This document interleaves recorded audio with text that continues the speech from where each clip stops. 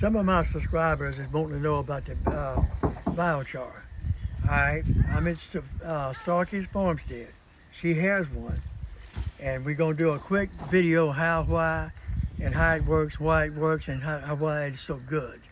So, right now, this is called, Sam, what they call this. This is a ring of fire, folks. Get down in here. This ring is actually loose. See here? All the way to the ground. All right? It's two rings. One of them, the inside ring is on the ground. It's sealed. It's sealed. This one lets air come in under the bottom down here, come up here and form a vacuum. As this burns down, this air is sucking the oxygen out, and this is smoldering without oxygen. And that's what forms your biochar.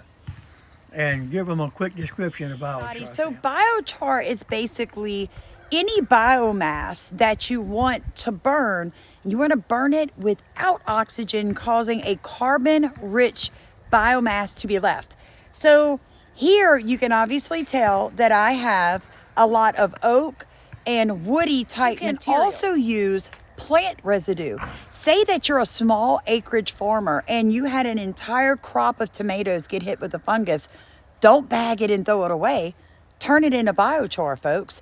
It will not only kill disease, but it will take all that leftover material, put the nutrients back into a small char form that you can then add back to your soil to make your soil healthier. Now, my dad and I were talking, and he pointed out to me that biochar is technically negative. I said, you're right, Dad. It is negative. So the way that I actually, what you would call charging my biochar, I use rabbit urine. Which is positive. Which is positive. So I soak my biochar in rabbit urine, and then I spread it all through my garden. Youngest daughter asked a very important question. She said, Mom, what is the difference between biochar, potash, or charcoal? It works like this, folks. Biochar and potash in chemical or differ in chemical composition. So a biochar is mostly carbon with the remaining portion made up of hydrogen, nitrogen, and oxygen.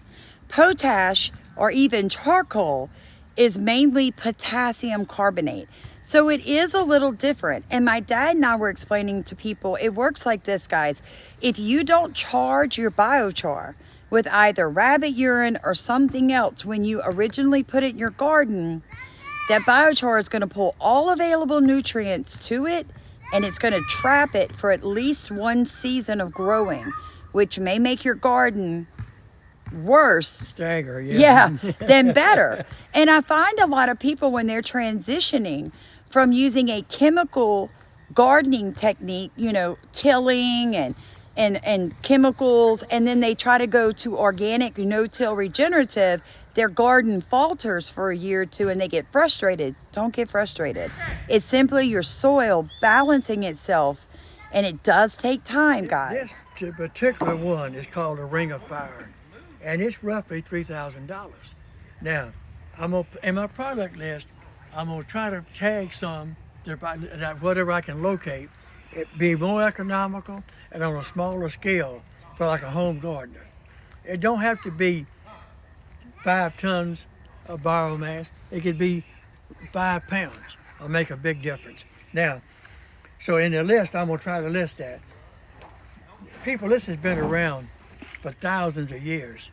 The Inca in South America did it, what, 2,000, 3,000, 4,000 years ago? Yes, sir. And it's still productive. I mean, the rainforest topsoil is that thick. There's a lot of trees and stuff, but there's no topsoil. So they dig big, long trenches, drop the trees in it, burn them down, cover it back up, and plant their gardens. Like Samantha said, compost, that's next year's nutrients. That's right. Vermicompost, this year's nutrients. This might be what? 3 to 5 years 3 to 5. nutrients. And once it kicks in, it's in. Somebody that's got small livestock on your farmstead, your homestead, or even if you're a big farm, and you've got piles of manure, and you're like, what are we going to do with this? I don't have that big of a garden. You can turn manure into biochar. And here's a tidbit of information for all you guys. We are all concerned with the chemicals being dumped on us from bioengineering and weather modification. Like it's not hidden anymore. They're crisscrossing the skies with all kinds of toxins, and it's coming down in the rain, and it's affecting your soil. Did you know that biochar can pull heavy metals from your soil? Think about it. Look at Pawpaw's product list. Purchase some stuff. You can amend your soil.